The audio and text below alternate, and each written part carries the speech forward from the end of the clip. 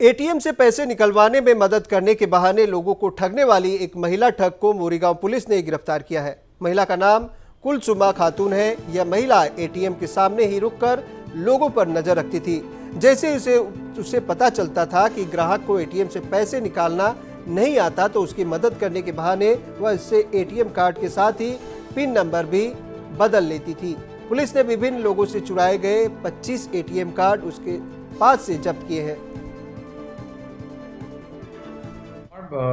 মৰিগাঁৱৰ SBIৰ যিটো মেইন ব্ৰাঞ্চৰ তলত থকা যিটো এটিএম, সেই এটিএমত যোৱাকালি এটা এটিএম এক্সচেঞ্জ কৰাৰ এটা ঘটনা সংঘটিত হৈছিল। এটিএমটো এক্সচেঞ্জ কৰি পেলাই ল'ৰা এজনৰ পৰা সৰ্বমুঠ 30,000 টকা উলিয়াই লৈ গৈছিলে।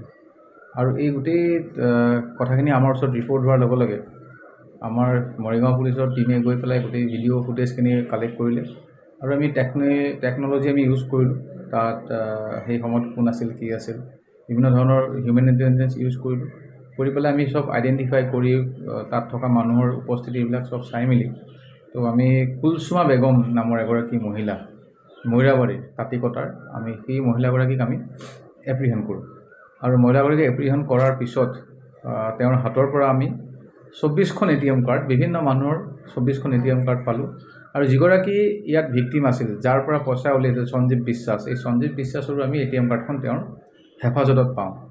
আৰু তাৰ লগে লগে 28,400 টকা আমাৰ ৰিকভাৰী হয়। তো 30,000 টকা উলিয়াইছিলে, 28,400 টকা আমি পালোঁ। আৰু বিভিন্ন যিবোৰ এটিএম কাৰ্ড আছিলে সেইবোৰ এটিএম কাৰ্ড আমি চেক কৰোঁতে দেখিলোঁ যে বিভিন্ন মানুহৰ এইবোৰ এটিএম কাৰ্ড। আৰু আমি এতিয়া যিখিনি আমি সোধ-পোছ কৰিলোঁ, এই মহিলাগৰাকীয়ে পূৰ্বতেও এবাৰ লাহৰীঘাটত এই ঘটনাটো সংঘটিত কৰিছিলে।